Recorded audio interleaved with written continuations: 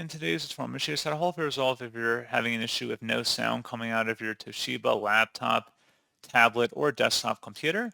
So this should hopefully be a pretty straightforward process here, guys. And without further ado, let's go ahead and jump straight into it.